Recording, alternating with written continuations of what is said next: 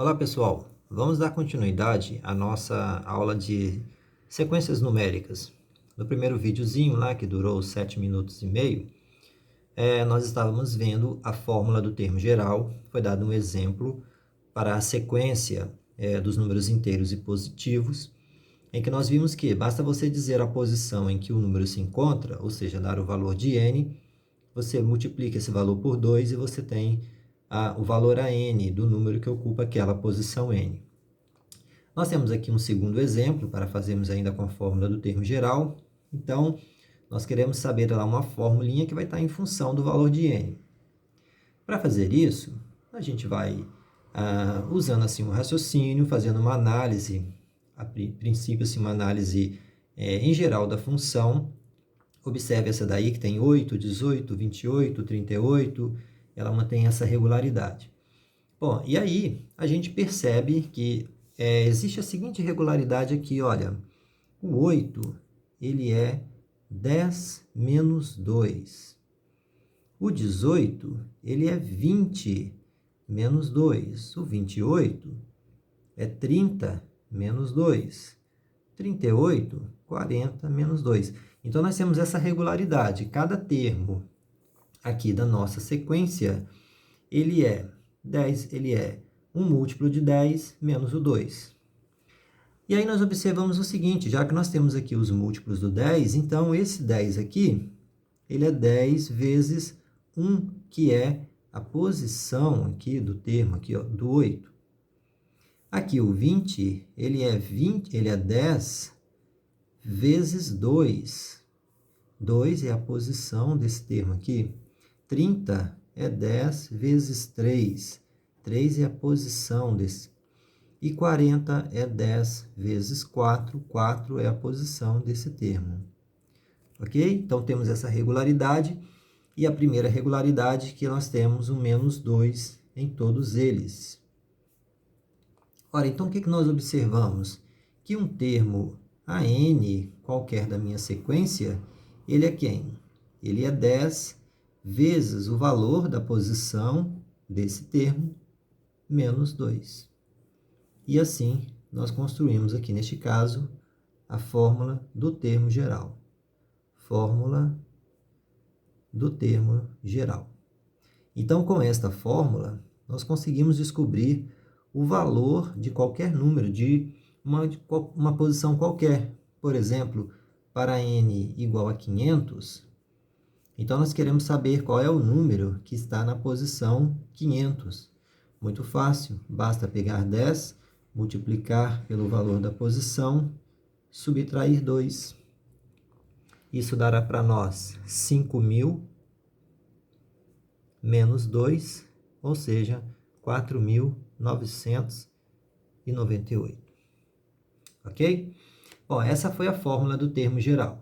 A outra fórmula é chamada fórmula de recorrência. Nela, nós precisamos conhecer algum termo da sequência para calcular outro. Agora, não é mais a posição, nós precisamos saber qual é o número e a posição dele, é claro, né? Bom, então podem aparecer na nossa fórmula as expressões a n menos 1, a n mais 1, a n menos 2, a n mais 2. Com certeza, uma delas surgirá. Olha um primeiro exemplo aqui. Nessa recorrência, eu tenho que, na minha sequência, o primeiro termo é ocupado pelo zero, está fixo. Mas, para uma posição qualquer, ou seja, de 2 em diante, uma posição maior do que 1, vale essa fórmula aqui, ó. Se eu quero saber um termo, eu olho para o anterior dele, porque o n mais 1, o an mais 1 é o sucessor do an, esse vem depois desse. Então, para eu conhecer o número, eu vou olhar para trás, tá bom? Veja só, eu tenho o seguinte, olha, eu já conheço o A1, que é 0. Quem é o meu A2? Bom, A2 é para n igual a 1. Observa, se aqui é 2 e eu quero que isso aqui seja 2, esse cara tem que ser 1. Então, para n igual a 1, então, para n igual a 1, Aqui eu falei n maior que 1, mas é título de posição, tá bom? A título de posição. Para n igual a 1, eu vou ter então o quê? O A1 ao quadrado mais 1. Ou seja, mas quem é o A1? É o 0. Então, o A2 vale 1. Quem é o meu A3? Ora, eu vou olhar para o anterior dele, que é o A2. O A2 ao quadrado mais 1. O A2 vale 1. 1 ao quadrado mais 1. Isso é igual a 1 mais 1, que vale 2. Perdão aqui que vocês não estavam vendo, né? Então, vamos lá. O A1 é o 0. O A2, bom, para isso aqui valer 2, o n tem que valer 1. Esse n maior que 1 aqui, como eu falei, é título de posição. Estou falando de novo porque estava cortada a imagem aqui embaixo, tá? Mas eu vou agora analisar a posição maior que 1, tá? Mas nesse caso aqui, o n pode ser 1. Só para a posição que eu preciso de um n maior do que 1 a título de posição. Mas aqui no nosso caso, o n pode ser 1, tá? Por quê? Se eu quero analisar o A2, para que isso valha 2, o n tem que valer 1. E aí eu vou ter aqui o A1, então A1 ao quadrado deu esse valor. Se eu quero o A3, esse n tem que valer 2.